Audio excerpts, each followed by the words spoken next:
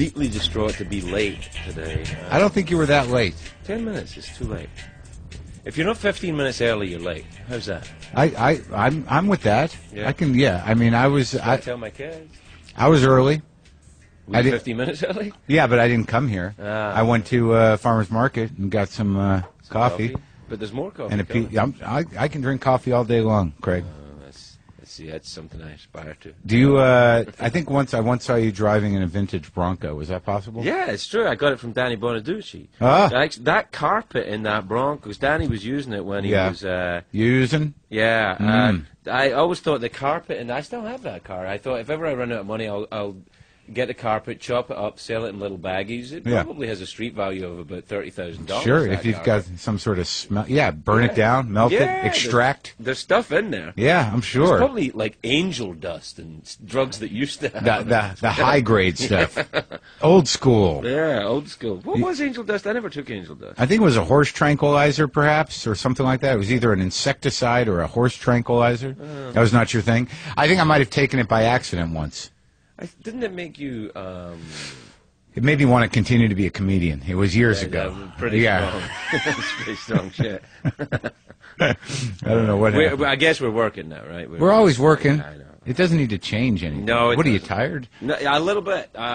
You know, I just spent an hour in the company of my beautiful ex-wife. So I'm a... Oh, fuck. Yeah. Well, she's all right. She's okay. She's not a bad person. You're being diplomatic. Yeah. I mean...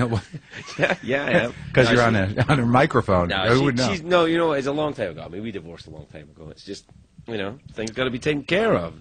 You got a kid with her? Yeah. How many? One with her. And how old is he? He's 10. Oh, so they're young still. Yeah. How long were you married? 6 years. And you were together for? 10.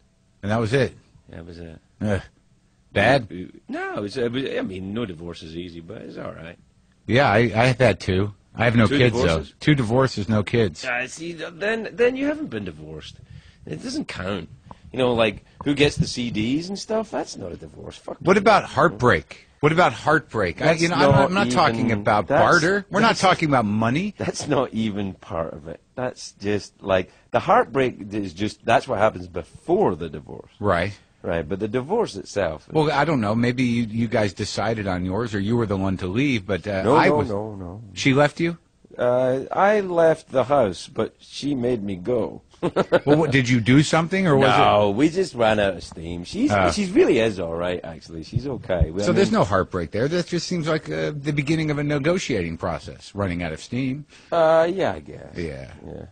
She's all right, though. She's all right now. Yeah. I mean, we've been divorced for 8 years. Took her that long to recover from it? Yeah, kind of. You sapped her? You drained her of her life force? Yeah, that's right. It was all my fault. It was all my fault.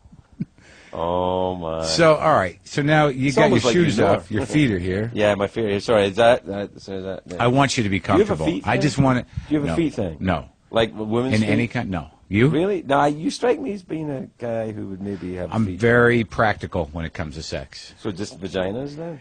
Vaginas and ears. That's no Not ears, no. Just vaginas I like everything involved, but I don't go out of my way to focus on any. I like boobs. I like butts. Feet, no. No. You? That depends on the foot, I guess. Does it really? Have you found yourself with a foot in your mouth before and happy about that? No, I haven't gone. Much like you, I haven't set out to get the foot in my mouth. But if one ends up in my mouth while I'm on the way. Sure. Sometimes if it's a kind of. I guess this is happening. Right. Yeah. Then that's fine. It's like, foot in my mouth. All right. Fine. As long as we get to the other place. If I got to start here. Yeah. If this is what's needed, that's fine. There's always some kind of something. Yeah. I don't know if I'm going to stick with this, but if this is what needed in this situation, were you? You weren't always a comic. I guess no. I mean, my adult life I have been. Yeah, you always did stand up. Since I was about 19. Yeah. All right. Can I ask you something before we get into the proper interview? Now, the first time I did your show, you weren't there. Yeah. That's happened during interviews as well. No, I didn't feel that the second time. I've never seen you not be present during an interview. If anything, you're ever present. Well, not critical, Yeah, I guess. No, I wasn't there. Well, but a lot of the times the comics get done, out of sequence. Right, but you just kind of, like, it was interesting. I've never had that experience before. I've done a lot of late-night shows where I'm about to go on, and the host says, good luck, and leaves the building. Yeah, well, I have kids. I got to get home. Oh, is that it? Yeah, that's it. How old's your second kid? He's only a year old.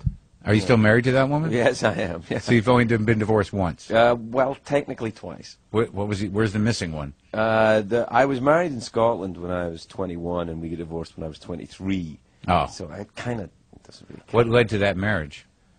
Alcohol, I think. Ah. Yeah. So what part of Scotland did you grow up in? Glasgow.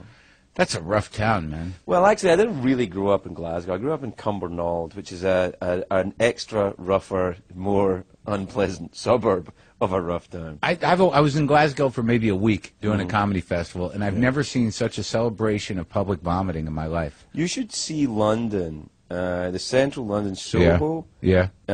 Any night of the week. There's actually more vomit there. That's, I think, the epicenter of all vomit activity. UK vomit? Probably. Well, I'd say European vomit. Oh, no kidding. And maybe even, although Boston does very well with vomit on weekends, I think London beats it. But you think it's maybe a global, international first place competitor? I think it's right up there. Yeah. I think it was part of the Olympics bid. Yeah. I think. Yeah, for the vomit. Yeah. But I can't imagine what it was like to grow up in Scotland. It was fucking terrible. Because I don't have any sense of it. I think it was good. I think it was good for some people, and I think some people of different personality types than mine probably handled it very well. But I found it very unpleasant. Yeah, and what kind of racket was your folks in? My dad was worked in the post office for 45 years. Oh my God. Yeah. As a carrier? Or just no, he did that for a while, but he became like a suit-wearing boss by the end of it. He was telling people where to put the mail. Yeah, telling the guys who were carrying the mail what they should be doing. And handling continents of mail, not just bags of mail, huge trucks in, all those trucks of mail all over there. Yeah. So he did very well, and my mother was a grade school teacher. So your father was a government worker. Yeah, he's got a pension. Looking for the retirement. No, my folks weren't. I mean, there wasn't much money when I was a kid, but by the time I was my mid to late teens, they were doing pretty good. They moved to a house that they owned, and my dad had a car, which his first new car I remember he bought was there was still the Soviet Union. Yeah, and they were selling off these, what were they called? Lada? I think it was a Lada. It was either a Soviet car or some kind of Polish car, but it was the first brand new car he had when I was in my mid-teens. But it was definitely a communist car. Oh, yeah. It was bright orange, though. I do remember that. And it was, I think it cost like $500 or something. But it was brand new. It was brand new. So what was their big plan for you in there when they... In what Cumberland, you said? Cumbernauld. Cumbernauld, and that was some sort of housing complex? Yeah, it's kind of it's hard to describe it. It's a little bit like if you've ever been to one of the larger East European bloc cities, like Gdansk or Moscow, even on the outskirts of these cities, they have vast tracts of public housing. Right. That's kind of what Cumbernauld is or was. And how'd they end up there? Because there was cheap housing there when they were, newly married. So, right. And they had 4 kids. Jeez. And was probably just post-war kind of thing? Yeah, well, I was born in 62, and my oldest... 62? Are you serious? Yeah. Yeah, why? I was born in 63. Well, so I'm older than you. A year older than me. Are you judging me? Yeah, a little bit. Why? I don't know. I didn't. I you don't think I'm older than you? I think I look a lot older than you. Well, I'm not going to say anything. I think you look fine.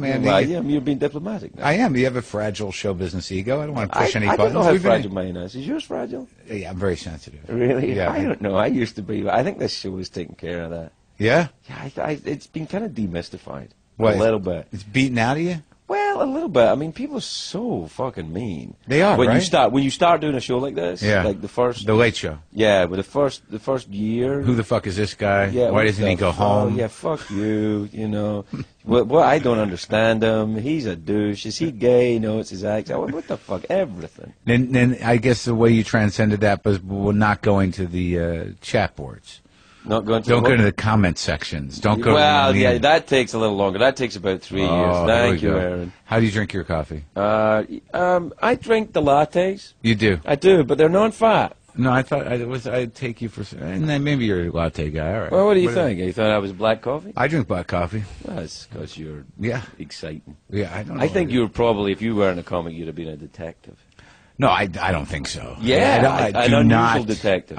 Yes, where I was just trying to figure myself out. No, I think you would figure yourself out, and that's the kind of detectives that do well on TV. Like you'd be a detective, and you'd be like insecure about shit, and like, worried about what other detectives think of you on your websites and stuff. Yeah. But ultimately, you'd get there in the end, and you'd be like, just one more question. Yeah. You'd be one of those right. I don't mean to bother you. Yeah. My wife loves your show. Yeah, exactly. Yeah. Columbo. Yeah. I think he was called. You're telling me I'd be Columbo. I'm saying you could be like a postmodern Columbo. I'm not saying like you need to wear the coat or anything or have the eyebrows. Are you? But you could kind of do it. Are we writing a show? I'm thinking. You've got a production company, don't you? I've got a production company. Maybe we should make a call. I think you'd be good at that. You have a deal with CBS? Of course I do. A first look deal? Yeah. I get someone on the phone. Let's bring him down here. I've never done an episode like that. They'll probably come over. We improvise a show pitch to some executives. I think it'd work. I do think it would work. I think you as a detective and maybe me as your boss. Yeah. In real life, not on the show. Like, it would be my production company, and I'd say, hey. Well, I like the idea of you as my boss on the show. No, I don't What would that dynamic be? No, I don't want to be that. Haven't you solved it yet, Maron, in a Scottish accent? Well, I could say, like, when I could pretend, well, we could be, like, I could be your boss on loan from Scotland Yard. Oh, shit. Yeah. And it starts because we have to solve an international case. Right, it's an international crime, and I'm like, oh, do come along, Maron. Put on your trousers and let's go and solve this crime. You'd be like, I don't speak your limey, douchebag language. Yeah. And I'll be like, oh, now, do you enjoy tea? Yeah. Look, a murderer. It'd work well. Would you say things like, that's not the proper way to question? That's right. You question like this. I say, where were you, Inspector? Will you be smoking a pipe and wearing a hat? Nah, it's too on the nose. Oh. I'd be smoking a hat and wearing a pipe. Oh, shit. That would be my. That's that absurd imagination. I'd be deconstructing. Yeah, I think it's fucking brilliant. And I'd be naked, I think. That's too much. Oh, that's cable. We're talking about CBS. Oh, that's right. I thought maybe we could produce it here and sell it to Showtime. Oh, no. No, it doesn't work that way? Let it go. I'm over it. Like, I'm not doing it. Let's go back to... I quit the show. I just quit the show. I quit the show I never did with you. Now I'm fucking hung out to dry because you renegotiate your contract? Yeah, that's it. You're done. Because I showed up on set naked once? That's it. You even talked about it. Change things. Mm-hmm. All right, so let's get to the drinking part. Oh God, I thought you'd never ask. No, but what was your parents' plan for you? I mean, what were you heading towards? I think what they would have liked is if I had gotten some kind of trade in the shipyards or something, like a welder or an electrician or something. Did you start going that direction? Yeah, I did. Yeah, I went to. I worked at an American factory called Burroughs Machines. Burroughs Machines? Yeah. That's the Burroughs family. Yeah, it was the Burroughs family. It was William Burroughs' family. Distant, yeah. I mean, there was there were some hallucinogenics taken when I was working there. But not by any members of the Burroughs family. No. Only by me and a couple of other apprentices. But you did look at the factory slogan there, the brand name, Burroughs. Burroughs. So I thought, we're close. Hallucinogens will be required. And maybe a heroin habit. Yeah. So I did work for them for a couple of years as a trainee electronics technician. Did you carry any of that into your adult life? Can you fix shit? No, I can't. I can fly airplanes, but I learned that. But that's new, isn't it? Huh? That's new, right? Yeah, that's much later on. But I wonder if that's not connected in some way. That, like, I desire. There's a great deal of order required in both of them, and there are absolute rules, and that's different to show business. So I guess that's what was kind of attractive. So are you a latent control freak of some kind? I don't think there's anything latent about it. I think that the control freak thing though is, hey Aaron, can you close that door, please? See, I said please. See, and like thanks, Aaron. Thank you. So I think that control, because there's so little of it in show, but you know this, there's so little control. What you can control is how you handle the audience. Right. Right? That's what you get to control. So, and everything else you don't know what the fuck's going to happen. You don't have that much freedom on your show? I mean, on this show? Yeah. Yeah, a lot. Especially as time goes on. The longer I'm on the air, the more they just don't know what to do. You know, they let you do stuff. The thing is, the network were always kind of like that. They've always been very cool with me. Why? I think because I knew Les before I came here. Moonves, yeah, the head of CBS. Moonves was, he hired me at Warner Brothers for the Drew Carey show. Yeah. It was like one of my first jobs when I came to America. So when I went up for this job, I kind of had we had a kind of pre-existing relationship, and because he's actually very cool. Guys who are at the very top are usually pretty cool. It's the ones in the middle who are a pain in the ass. Yeah, the frightened ones. Yeah, because they're frightened that the guy at the top's going to give them a hard time. But the guys who are actually not, worried about that, they tend to be pretty cool. So he was always very cool, and Letterman was completely hands-off about the whole thing. He didn't really care, I don't think, as long as it didn't embarrass him in some way. What's the relationship there? He just has say over the time slot? Who, Dave? Yeah. Dave's company owns the production company that makes the show. That's the and you don't deal with him at all? No. I mean, I see Dave when I go to New York, but like... Because you have to? Like, hey... No, not really. I do the show. Yeah. I mean, it's Dave. It's David Letterman. He's a comedy icon. I mean... Right. And he's not that accessible, really. No, I don't hang out with Dave, but I don't know how many people do. That's right, yeah. But do you feel like you're next in line, or what? No, I don't want to get into that. See, I think when I watched what happened to Conan and all of that stuff, you be careful with what you try and get and what you wish for. I mean, it led to such unhappiness for everybody.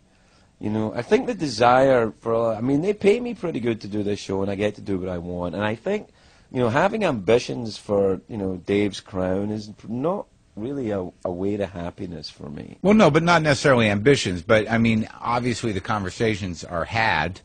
I'm just saying, whether it's an ambition or not, is the conversation there? No, really. I think the conversations are had, but not with me in the room. I'm guessing they've been had, but they've not been had. Would you do the job? No. No, I don't think I would. Too much pressure? I would do it if they'd let me do what I do, but I would never do it I wouldn't want to have happened to me what happened to Conan and the Tonight Show. I wouldn't want that. Right. Where he got, he tried to make a different show and it made him unhappy and ultimately unsuccessful. I wouldn't want to do that. Well, it'd be interesting because, not unlike Conan's old show. Your audience it's like 10 people. Yeah, that's right. Yeah, it's very interesting. Not even some nights, I think. Yeah, it's like 5 or 6 people. Then you guys. Well, it depends if you're on. Then I lose most of them. Then it's just your family. Right, just the people I brought. Sure. Right. Sure. Yeah. Well, that was comfortable for me. Well, it doesn't matter to me as long as CBS are cool. And you weren't as long as the robot's still plugged in and the horse still runs out. You left anyways. I wasn't there. like the show. I wasn't even watching. Yeah, you took off, man. Yeah. And then when they cut it in, you acted like, okay, thank you, Marc Maron. Yeah. Did I do finger pistols at you? That's how you know. Oh no, is that your trick? Yeah, that's how you I do finger pistols off camera, trick? and then that's how you. If you want to look like my buddy on the show, you record your comedy bit. Yeah, you finger it at the end. Okay, gives me a nice cut and, all right. edit point. So you started on the Drew Carey show, but going back, just after you got done, when you quit your life, no electrical work. You didn't go to college? No. What happened after that? I was drinking all through high school. Right. We all kind of did. It's part of it, right? Yeah. Being Scottish? Yeah. Is that wrong of me to say? No, I think it's ingrained in the culture, and I think it's a very... Not for everyone. I'd hate to give the idea that all Scottish people are as fucked up as I am. That's not true. There are some fabulously gifted, talented people. I just wasn't. And you're obviously talented. Sure, in an unusual way for someone of my socio-economic group of that time to be. I had a talent which was completely fucking worthless. Right. There were no comedy clubs. There was no outlet for it other than it was a survival technique. It wasn't really a career choice. Right. And what happened was that because I played drums and my older brother had a drum kit, so it was in the house and I'd play it. He got bored with it and I continued to play with it. And then I joined band. The punk rock happened when I was 15, and everybody was in a fucking band. Everybody. So I had a drum kit, so I got to be in any band I wanted to be in because most people didn't have drum kits. Could you play? Yeah, I'm okay, you know, and then I got into bands in Glasgow, which is a slightly bigger deal. You know, these bands had, you know, were playing gigs and had a van and were touring and playing in London. Did you make records? Yeah, I made a couple bad ones. Which ones? Which independent band? records. Oh God, there were a band called Exposure. Yeah. And a band called the Dream Boys, but this was before Naked Stripper, right. Stripper, Dream Boys. It was more H.P. Lovecraft. Oh yeah. Boys. Oh yeah. Gothic. Gothic. Yeah. We were kind of even pre. You can't be pre-Gothic if you're in this century, but you know what I'm talking about. But you were was it hardcore punk or just? Well, I don't know. I mean, it was actual punk rock. It hadn't taken hold as being this kind of subsection that it is now. It was beginning. Right. Right. Sure. So there was a kind of outcast feel to it. It was really for snotty fucking losers is what punk was for, and it really worked for me. You know, now it's kind of like it's almost like a fashion choice, I think. Sure, I mean it got integrated later. Yeah, sure, but everything does. But for a while there it wasn't, and I think it got me at a very pivotal point in my life because you know instead of love and peace it was hate and war. Instead of it was like fuck everything. Yeah. Anybody over 20s not to be trusted. All that. Did you feel that? Were you an angry guy? Oh yeah. Really? Yes, of course. Full of the hate. Yeah. Did you kick some ass? Did you beat some people up? I think I probably, on balance, was beat up more than I did any beating up. I hit a few people pretty hard, but I got beat up pretty good. It seems like fighting is part of that whole thing. Being Scottish and fighting and whiskey kind of goes together. I mean, it's like that particular. Like if tequila is a particular madness, whiskey for me certainly whiskey was a fighting. You drink whiskey, you go fighting. I mean, that's just really that's the way it felt. Yeah. But you usually got your ass kicked. Yeah, I'd say 60-40. What was your whiskey? Well, I ended up. I would drink blended whiskies when I was a punk kid, but when I had my chance, I would drink Highland Park. You ever drink Highland Park?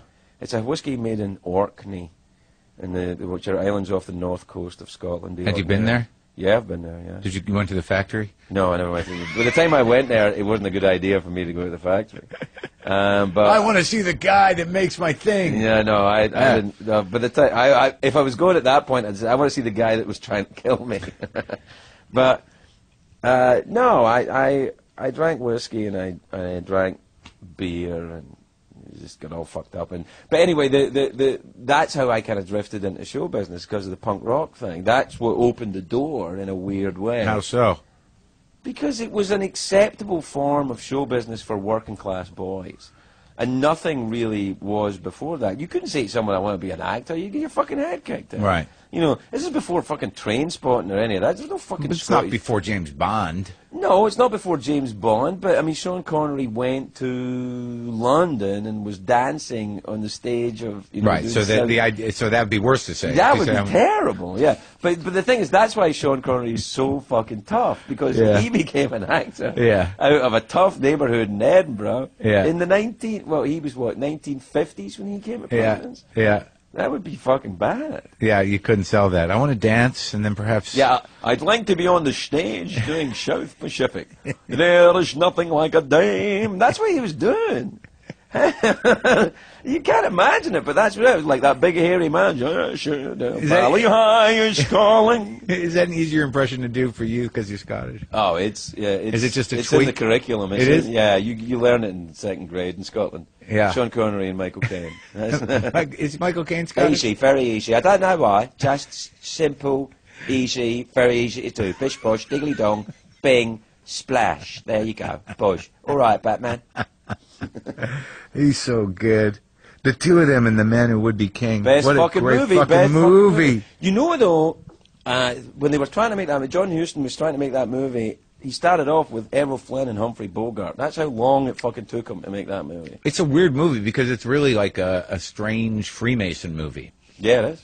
Like it's a secret society movie. Yeah. And it's like, and they trace it all the way back. It's great. It's a fantastic movie. The end of that wrote the story. Yeah, the end of that movie is awesome. Yeah, when they sing on the bridge. You said, oh, no, you said, oh.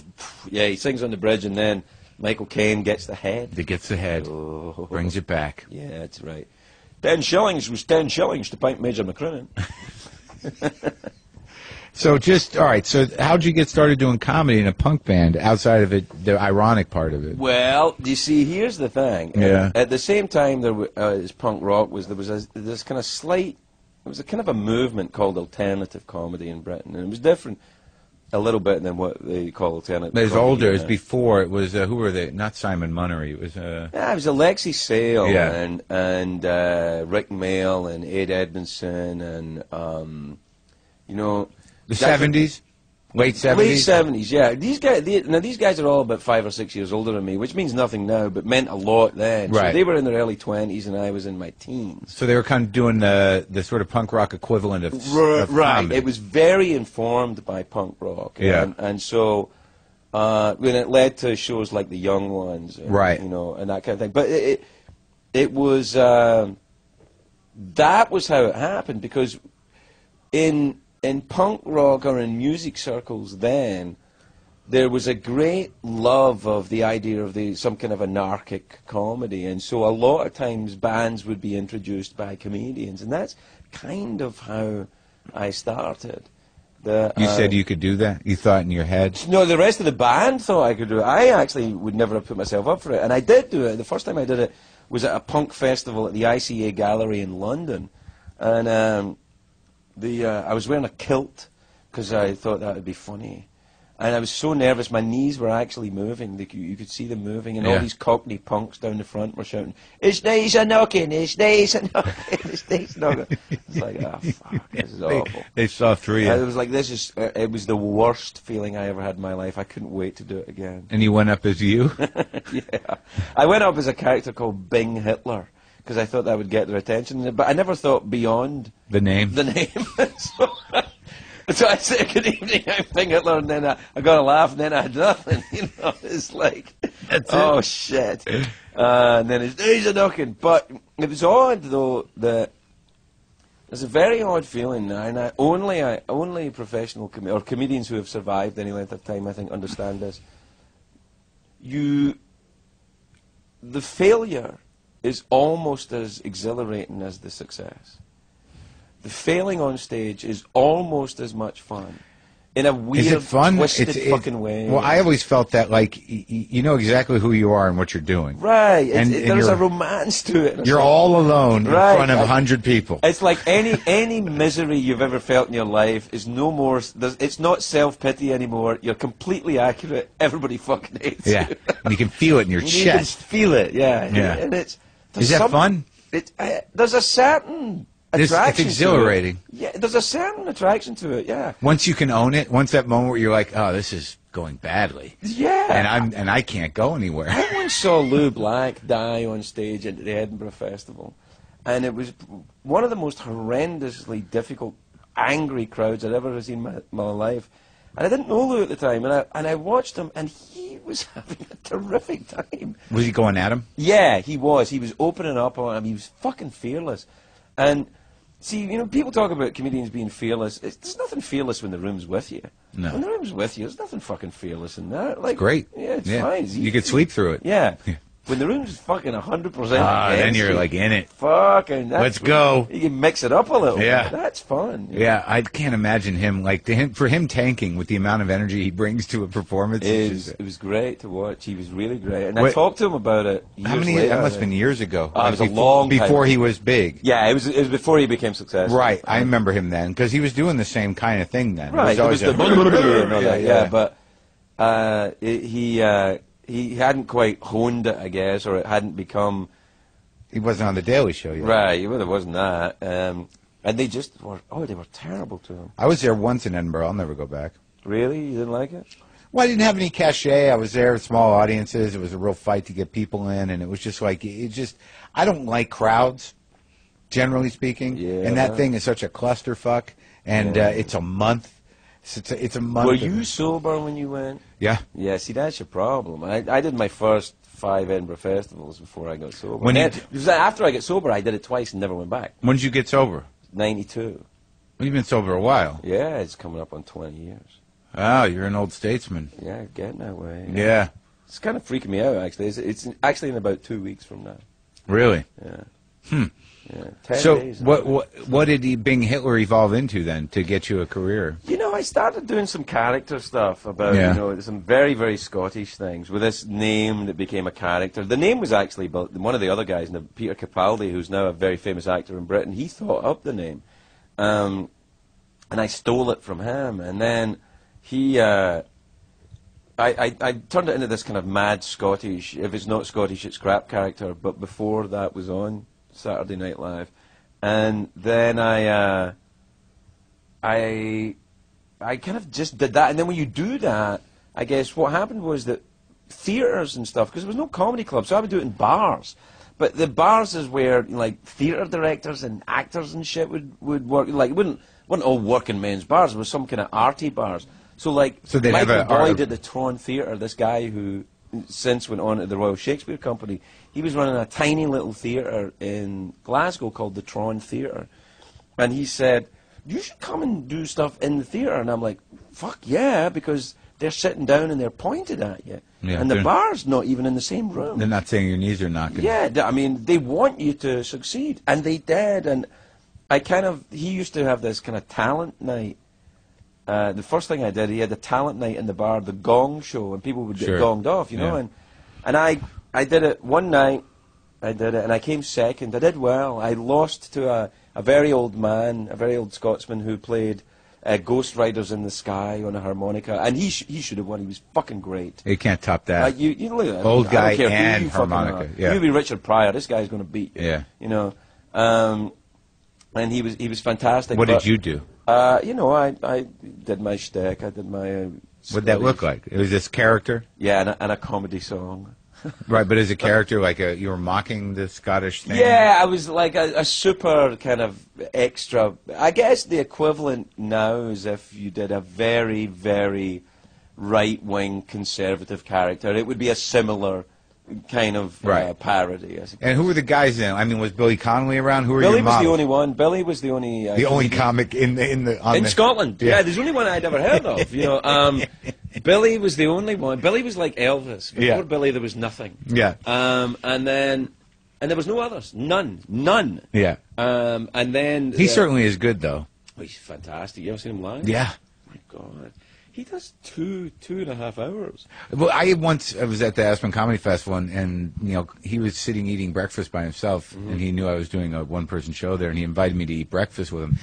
The thing about Billy is the charisma doesn't change. Right. Like, so you're sitting there eating breakfast with that. And he's full on, yeah.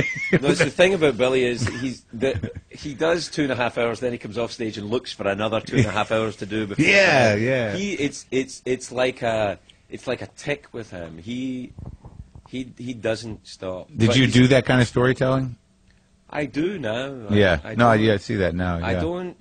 I didn't immediately. I think that comes after with a bit of confidence. I a little think to more ask the age. Audience, yeah, well, and also a bit. It's difficult to ask an audience to go with you when you're fighting every line to get a laugh. You know, so if you don't have the confidence to ask the audience to make a journey with you, it's going to be a while before you start telling any stories. That's definitely a confidence. That was a couple of years before I started doing that. Well, how much alcohol was it fueling your confidence? I don't know. I mean, whenever I get asked, were you drunk on stage? Oh, yes. To the point where it would get ugly, or? Yeah, absolutely. I think I hit a guy once in the Rock Garden in Glasgow. Hit a heckler. Yeah. It's very hard to get the audience back once blood is drawn. Once you hit one of them, it's very hard to get them. Anyway. Yeah. Some guy's going, my eye, my eye. Well, I actually, I laid him out. Actually. You did? Yeah, he fucking needed it, little prick. And you didn't have the audience on your side? No. Well, I did right up to the point where I fucking put him on the deck, and then the tables turned.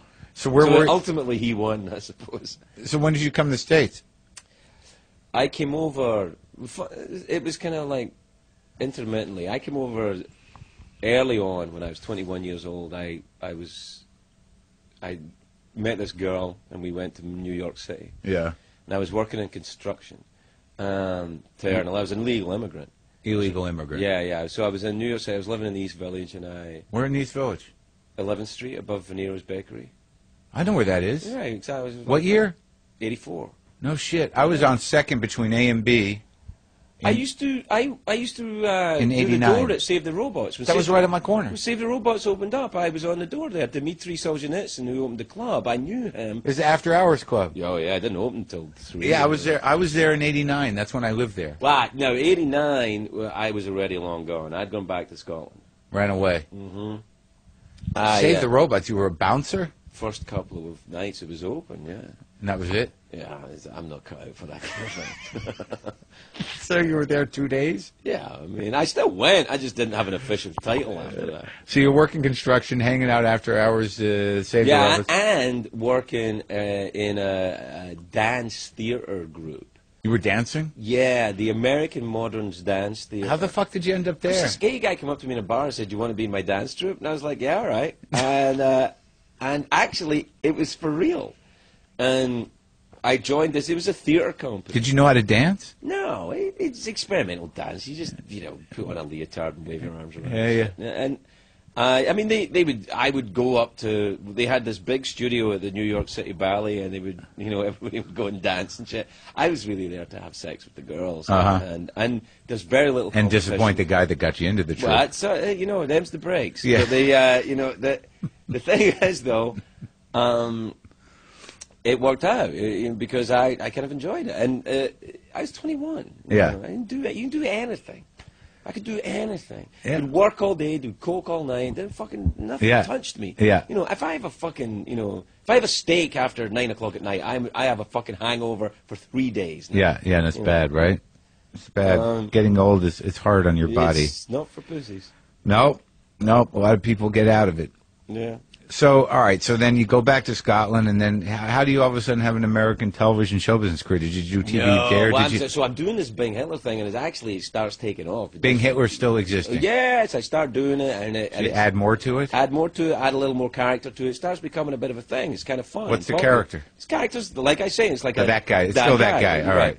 So then what happens is I'm working at the Tron Theatre in Glasgow, and I'm doing the Edinburgh Festival. You did you put together an hour. You called it Bing Hitler. Yeah, it was half hour. I was sharing the stage with 4 guitar players from Dundee who played Django Reinhardt songs. Really? Yeah, they were good. That's hard, yeah. So they were on for the first half hour, and then I'd be on for the second half hour, and weirdly enough, it was a huge fucking underground hit. I mean, the show didn't start till 1 a.m. And because I was like the only Scottish comedian, I think for a lot of people there, just the idea of seeing a Scottish comedian while you were in Edinburgh, and then why not? And also because I was pretty good, I was drunk, but I was on it. You know?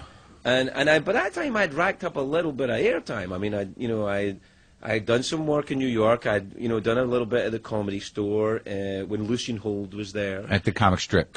Sorry. And I had done a little bit in the theatre, the American Modern Dance Theatre, which was this gay bar downtown, which became Coyote Ugly. Oh yeah. Right, it was like First and 9 or something like that. And then it was doing okay.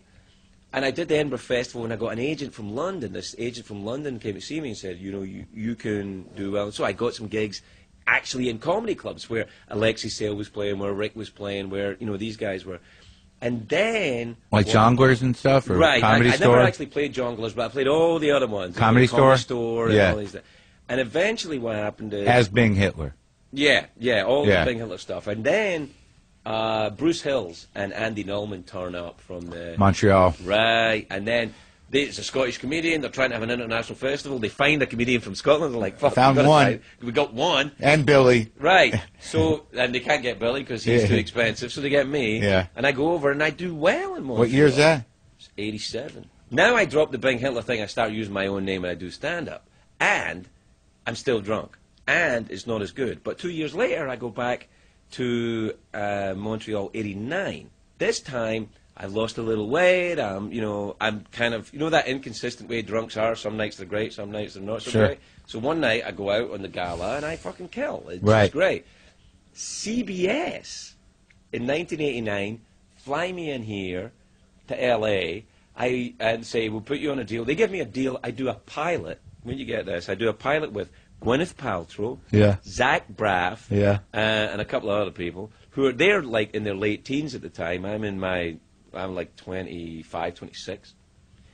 And it's this about high school, where they're at high school and I'm the teacher. And I'm out of my fucking mind, the whole pilot. Well, just booze or blow too? Blow by this time, yeah, a little bit, but mostly my thing was booze. Yeah, anyway. And blow was just a kind of keep like you a drinking. Vitamin, sure, it's a vitamin for drinking. Yeah, and then I did that, and the pilot didn't go. So I think I'm fucked in America. I'll never work again. So I go back to Britain, and I get a theatre job playing Brad Majors in the Rocky Horror Show in the West End in London, and it's wall-to-wall drinking. That's already a revival at that time. Right, yeah. but it's a big show. It's right, a big yeah. show, right? So I'm in the show, and the show's doing well, and then I run out of steam.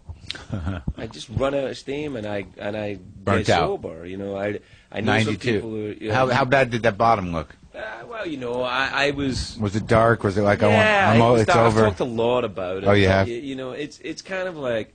Yeah, I was suicidal and stuff, For real or just self-pitying? I'll never know. I guess self-pity because here I am. So I guess not for real. But, it felt real at the time. But you never tried? No, seriously. I thought deeply about it. Yeah. Because it's relieving. That's what selfish people do. Nature it is. And then after I get sober, that's when things began to change. I mean, I've been sober now almost 20 years. I've been sober much longer than I ever drank alcohol. Yeah. And I think the danger is, this is why I never go on Dr. Drew or any of these shows and talk about alcoholism. It's very difficult for me to define my life by that one thing. I'm still an alcoholic is beyond doubt, but it doesn't mean to say that alcohol is a problem in my life, because it's not. It fucking could be in a heartbeat, but it's not right now. So I don't really kind of try. I try to stay away from that kind of professional. It's a little exploitive, and it's also like it honors the sort of the parameters of the secret society. Is that when you represent the disease, if you are getting sober in the way that many of us get sober, you're supposed to keep it to yourself because it has to work on its own. I don't speak for any other. Yeah. The organization, as loose as it is, that got me sober, I am not a spokesman for. That's right. I can't speak for. And they don't want you to either. They don't want me to. They've told me they don't want me to. Like if I needed some help and we turned the mics off, we'd have a conversation. Then that'd be a different thing. But when the microphone's on, they have specific instructions about what I can and can't say. And many people within that loose they still do, yeah, sure. They do it, and they've also accused me of doing it. And I say, go back and look, motherfucker. I've never mentioned it. Yeah. Never. Yeah. Because I don't. I never mentioned it. It never was brought up to me by somebody because I talked about it on the show, and they say the reason that they say you don't talk about it is because if you go down, then you're bringing that down with you. Right, of course. I never thought about it like that. I mean, it's like, if you go down, then people can go, well, look, it doesn't work. Look, see? Look at that asshole. 10 other guys die. Yeah. So, I mean, I really try and respect that. I mean, I do respect it. Well, the interesting thing about sobriety is that it's much more difficult to be sober than it is to drink. Yeah. And really actually stopping drinking once you get the hang of it is the easier part of it. Yeah. It's fighting that fucking itch and that weird discontentment and that weird neediness and fucking, that's the evolution, right? Yeah. But I get to I'm at the point now where I don't know. I mean, though I subscribe to the notion that alcoholism is a disease and it's treated as like a disease, you will recover from it like it's a disease. I think with me it's not a disease. I think with me it's a character description. Mm-hmm. Isn't it? A description? Yeah, it's. I'm a personality type. What's your personality type? Right. Alcoholic. Some people are winter. Some people are summer. I'm a fucking alcoholic. And alcohol covers a few different things. Right. It's just what I am. Sure. So I can no more be cured of my personality. Right. Then I can't be cured of my personality. I've tried. Right. By drinking, paradoxically. So. But there's also there's the alcoholic personality type, but like if you deal with it and you work through it, and you're not dry, you're not like sort of cranky and edgy and controlling. There are ways to relieve the symptoms. Right, absolutely. Yeah, right. And then you become a talk show host or something. Well, the talk show host thing is kind of a weird. That kind of snuck up on me. I had no desire to ever do that, and I actually don't even know if I am a talk show host now. I think what I am is kind of, there's a, what we used to call in Scotland, a chancer. Yeah. You know, I fucking just fell into it. Well, what happened? Oh, so you get, okay, so you go back, you do Rocky Horror, you do some TV in UK, and then they fly you back for Drew Carey? No, then I get sober. Then I start doing stand-up. And after about 6-7 months of being sober, I started doing I hadn't done stand-up for a while because I was doing this West End show, so I have 18 months off or something. I do stand-up. First couple don't go so great, but I stay with it. Then I go... What do you feel shaky? Yeah, afraid. You know, I was a lot of fear. And then they go okay. Then they get better. Then I realize I'm much fucking better. I'm not as good as I thought I was, but I'm far, far, far better than I had ever been. Right. And so a balance began to get struck, and I started to do shows, and the shows were doing okay. And I was repairing my reputation in Britain pretty well. You know, you burned some bridges? Yeah, I think, but things were, people were very forgiving, and after a while, they'd seen that I'd been sober for a year and a half. And you were out of character now, no more being Hitler. No more bang, just me. So were they tired of being Hitler anyway? I don't know if they were, but I was. You know what I mean, and I guess what happened was that I was doing well, and things were doing okay in Britain, and then I did the Edinburgh Festival again, 1994. This time I'm sober. An hour? I'm doing an hour now, and it's a big theatre, and it's a big hit show. What was it called? It was just me doing stand-up, and I called the show Love, Sex, Death, and the Weather. And I'm doing the show, and the show is reviewed well, it's packed every night, they add extra shows, all that good stuff that you wish would happen to you in Edinburgh. I got one, and that was it. And, well, I got the other one much earlier when I was drinking, but that was a kind of underground thing. This was big. The Scots then gave you the good reviews? Yeah, all of that. Did you win the festival? No, I wasn't even in competition. It was like, it was too big. You know? I mean, and what happened was that an American manager who had seen me in Montreal years before. Who's that? A guy from New York called Rick Siegel. I know Rick Siegel. And Rick had seen me drinking. I met him, Yeah, Rick had, he'd busted me on the Big Hitler name, and I got talking, because Rick's a Jew, and I was like, no, it's nothing anti-Semitic, see the act, and he saw the act, and he's like, oh, right, I get it, and then we became kind of buddies, and I liked him, and when I met him again in Edinburgh in '94, he said to me, what the fuck have you done? You've lost 35 pounds, and you look 20 years younger, what the fuck? I said, I quit drinking. And he's like, you have got to come to America. You've got to come. You've got to come now. And I was like, actually, I don't want to now because I'm just taking care of shit here. Yeah. He said, come for 3 weeks. I said, I can't. It's too long. I said, all right, 10 days. Give me 10 days, I'll get you a deal in the U.S. And I went, all right, you get me a deal in 10 days. So I took a vacation, came to California in November of '94 for 10 days. And he trotted me around everywhere. And eventually I got after 10 days, I got a holding deal for pilot season with Disney.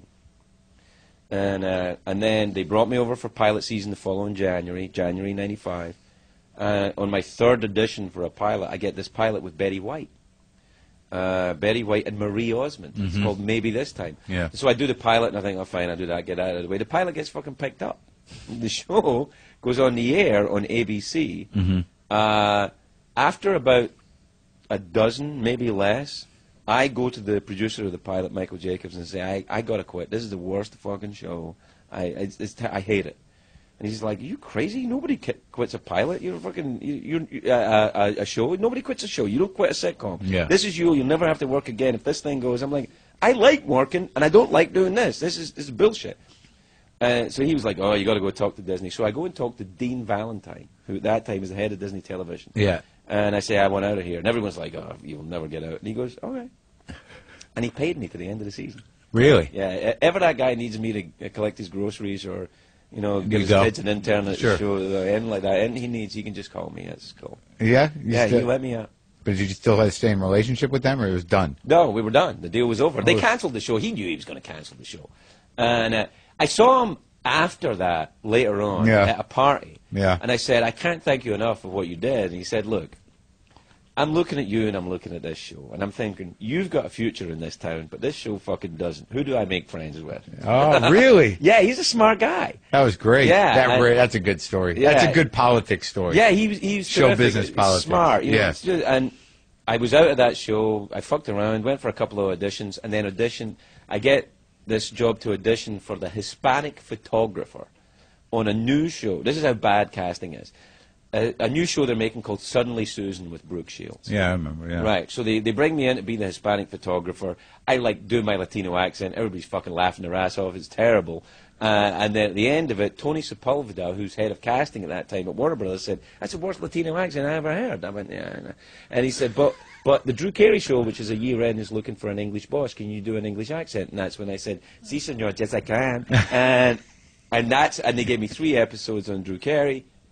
And they just, after 2 episodes, they said, "You want to stay?" And I went, "Yeah," and I stayed. And that's how you planted your flag. That's it. It's the story. And that was for him. But then you were done with that. Yeah. You made a lot of money, and you were just hanging around. Lost it all, though. Doing what? Divorce. Well, divorce. That's pretty expensive. Gamble. No. Just regular stuff. Yeah, just divorce. Divorce is enough, man. Horrendous. Lost it all of it. All of it. Have you let that go? 7 years of prime time. Yeah, I have now. I mean, I've been doing this show longer than I did Drew Carey, so, that's what it is. Isn't that fucking criminal? Well, yeah, I got to say, I'm at peace with it now, but it took a while. Horrendous. Yeah. Because between the lawyers and what they get. It's all the lawyers. The lawyers get most of it. All of it. Yeah.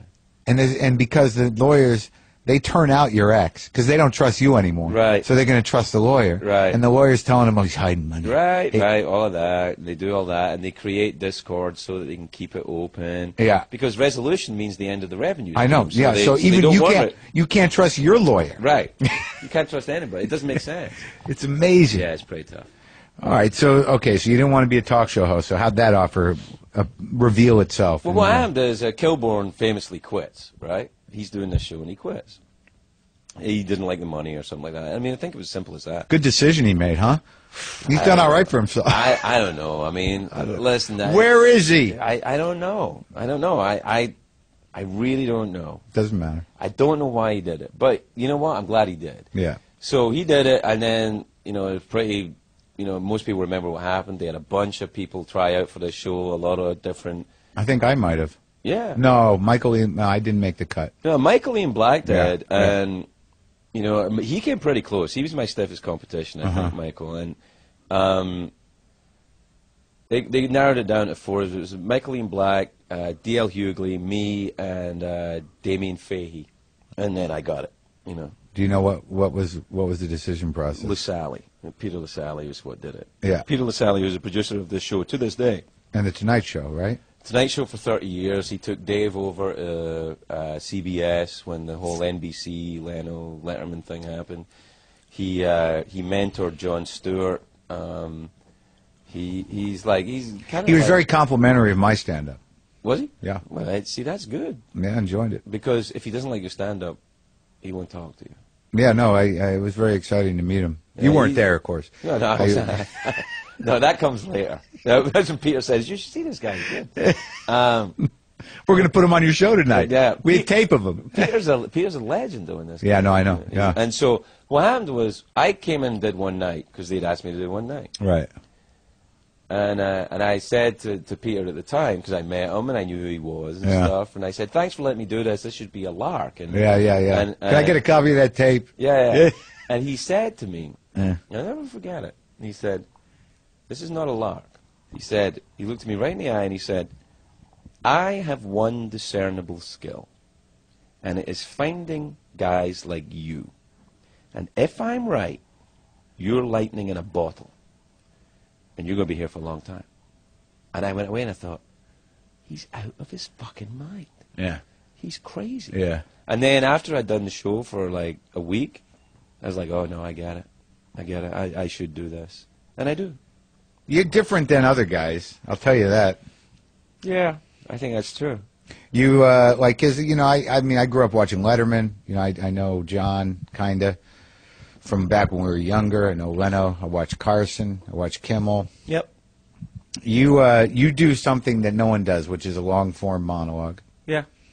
You build a relationship with the audience in a genuine way. Yeah. The camera becomes sort of eavesdropping on your relationship with the audience, and then you talk directly to the camera. So you're kind of working all angles with the audience. I also don't have a plan. No, I know. Yeah, I can see that. Not just for the show, but for after the show. Like, I don't have a plan. I don't have a plan for the Tonight Show. I don't want the Tonight Show. I don't. No, want but like your style though, it's just like you kind of it feels raw. It is. I mean, I have some material. Yeah, I mean, of course. I have good writers on the show who provide me with good shit to do in the monologue, and then the rest of it, we'll figure it out. Like that the opening part of the show, that 3-minute bit at the beginning. I don't know what's going to happen until they say 5, 4, 3, 2, and then we go. And if I bring somebody out of the audience or I do something else, that's before the credits. That's before the credits. So that makes it all very real to you. No, I don't shoot that until after the monologue. You don't? No, because I got to be pumping for that thing to work. Oh, really? Yeah. So I shoot the monologue first, and then you riff. And then I riff. Ah. But I riff during the monologue. The more I riff during the monologue, because the monologue isn't written like I'm reading it. The monologue's bulleted. Bullet points, yeah. Right. So I do it. And if I start, like some nights I do maybe 20% of what's even bulleted. Right. And if that's what happens, then, then we're off to the races. But you're not really doing monologue jokes. You're doing long form, kind of like weave and things. Tonight we're going to talk about Dickens. So there'll be, Dickens. Well, that's fresh, because Dickens is in the news 200 right now. years old today. Oh, is it today? That's why. Okay. Yeah. All right. Also, I don't Are you going to do a Dickensian monologue? Yeah, I mean, if you get paid by the word, the monologue would be longer. Yeah. But, all right, so now the interview style, because I've done a lot of shows where I do panel, and I've never been through a pre-interview process like your show. Like, the producer gets on, he's like, all right, where were you born? Where'd you grow up? What day's your birthday? Do you have a favorite fruit? I mean, it was like 30 questions. Yeah. And then, what happened was, that means I get out there and I don't know what the fuck you're going to do. That's right. And neither do I. Uh-huh. And then we see, because, all the stuff that they do, like the segment producers who do the pre-interviews. Yeah. I pass an eye over it. Yeah. Only so I know, if they've written down something like, his mother just died, so I'm like, all right, don't bring up. Yeah, right. That's what I'm looking for in the pre-interview. Oh, so just what not to talk about. Yeah, where's the fucking potholes, just in case. Right. So he's a deeply committed Scientologist. I don't want to come up and start talking to you about Scientology. How shitty L. Ron Hubbard is. Right. Or, I don't want to do anything like that. Yeah. Because that's, why the fuck. But you just want it to be real. Yeah. Yeah, that seems to be a good way to go. Some more people are doing it that way. But I find that, sometimes, do you find... You think you're a good interviewer? No, I don't actually. I think why? I think what I am is I'm a good conversationalist. I can talk to people. But if you've got something you want to keep from me, you can keep it from me. Well, no, but I mean, in the sense that, clearly the type of interview you're doing is different than what I'm doing here. We're not talking for an hour. You're talking for 7 minutes, maybe 12. If it's two segments. I approach it the same way. It's like, well, I'll talk until they flash a light saying, stop. Right. Right, but do you have trouble sometimes with guests? Oh yeah. I mean, because sometimes you'll talk a lot. Yeah, well, you'll know that's when I'm having trouble. When the guest is not talking, then I'm like, one of us has got to fucking talk. So it's going to be you or it's going to be me, but one of us has got to do it. Yeah. Go. Yeah. And if they don't do it, then fuck them. It's my show. I don't want it to suck, so I'm going to keep talking. You don't come on my show and make it suck by being an asshole. If you're going to be an asshole, you're going to have to do it in your own fucking time. And I'll keep talking, and I want the audience laughing, and I want to fucking... Do you have a list of assholes? There's a sin bin. There's a sin bin of people who won't be back. Really? Oh, yeah. Because they're just bad guests, or you didn't like them? Bit of both. Yeah. Yeah. Mostly it's because they're bad guests. Some people are just because they're fucking assholes. Yeah. And I don't want them to come back. Mm-hmm. But most of the time I view it like it's kind of a business. You don't have to love everybody, but it's a customer. Sure, of course. Yeah. Well, you do. It's show business. Yeah, right. Yeah. That's what it is. So so you're still doing a lot of stand-up. You've written 2 books. Is that a joy of yours, or is it just something you're done with? Well, the first one, the novel, was an act of pure love. What was that called? Between the Bridge and the River. And that It got well reviewed. Yeah, it did well. And I wrote that before I got this job. Right. Just before I got this job. In between the Drew Carey show and this, I wrote that. You're like, you're going to write a novel. Yeah. Well, I had done a movie that I was unhappy with. And written it or been in it? I had written it, I'd been in it, I directed it. Oh, and what happened to that? And then I looked at it and I went, I hate this movie. It's out, it's not available? It's called I'll Be There. You can get it on DVD. Yeah. And I don't like it. And it didn't turn out the way I wanted it to turn out. And I thought, how the fuck can that happen? If you write a movie and you're star in the movie, and you direct the movie, and it turns out not like you want, how the fuck can that happen? No one to blame but yourself. Well, that's you see, that's where I disagree. I blame myself 90% for that movie. But I blame the producers 10%. They didn't make the same movie as me. They didn't want to make the same movie. They shouldn't have been in business with me. And that's why I take most of the blame, because I shouldn't have been in business. So it wasn't an independent film. It was. No, it was for Morgan Creek Productions. Oh yeah, I remember that. Yeah. How'd they ruin it? It's casting. It's all about casting and development. See that word, development? Yeah. Too many people involved. Yeah. Too many people who don't do what you do. Yeah. It's like having fucking audience members coming up and discussing the joke before you tell it. You go, no, that's you like it, you don't like it. I don't fucking. Yeah. It's not a democracy. Right. So the reason I went to the novel is I thought I want to try telling a story where I listen to no one. And take no counsel from anyone about anything they want or think should be in the story. Yeah. And then that's when I wrote the novel, and I like it. I'm proud of that novel. It's a good book. Yeah. And it's the way I would have it be. And the memoir is that's the second book? Yeah, the memoir is more of a kind of. I got juice. I can sell a book. No, that was the beginning of it. What happened was, I had just done the White House Correspondents' Dinner, and so I got a big offer from HarperCollins to do a book, and I said, "Oh, okay, I'll have somebody write it.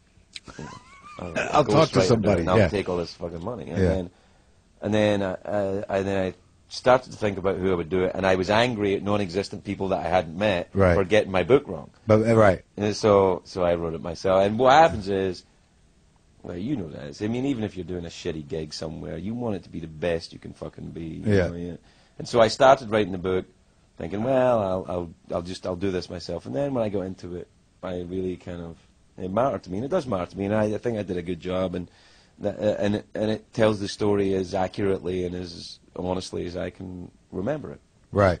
It was. How's your memory? It's okay, I think. Isn't it weird? Are you having problems? I mean, I'm 48 and I'm starting to lose things. No. You got most every of it? now and again a name will drop out, like like a little air pocket. I'm like, but I just not because you've lived in a lot of different places as I have too. You still can place everybody in the right geographical location. No, I don't know. I don't think about it that much. I got the show to do. Right. No, but like when someone comes up to you, hey, Greg. Oh, and no, that's fucked. What happens is.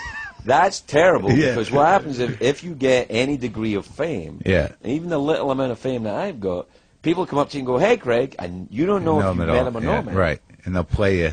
Yeah. And you're like, shouldn't I? Did we? No, you can't say that, because then you're insulting them. Right. You just play along until you realize. Hey, what's up? There you go. Yeah. You try and go through it. What was that time we? Where was the last time I saw you? That kind of thing. Yeah, that's fucked up. Who's on the show tonight?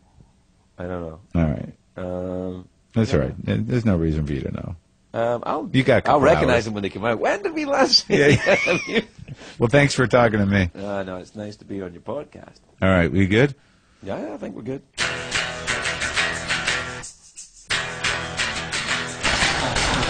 Okay, that's it. I bet you learned a few things. Thank you for listening. Please go to WTFpod.com. Get yourself set up with some shit, some WTF pod shit. If you want to, get the app, get on the mailing list, check the episode guide before you start annoying me to book people that I've already booked before. Maybe make a few comments if they're pleasant and not completely asinine and hurtful. Perhaps get hooked up with some justcoffee.coop. Yep. Pow! Look out! I just shit my pants. JustCoffee.coop, available at WTFpod.com if you get the WTF Pod blend, the WTF blend. I get a little something on the back end, kicking a few shekels. Do what you want. Watch a few videos. So many things to do. Pick up the first 100 episodes on DVD. Get linked up to some of those special episodes that you may have missed on iTunes Premium. Go look at pictures, see old videos, whatever. Do it. Do what you need to do. I'm gonna be on Conan next week on Wednesday. Already taped it. Went good. I feel fucking disgusting.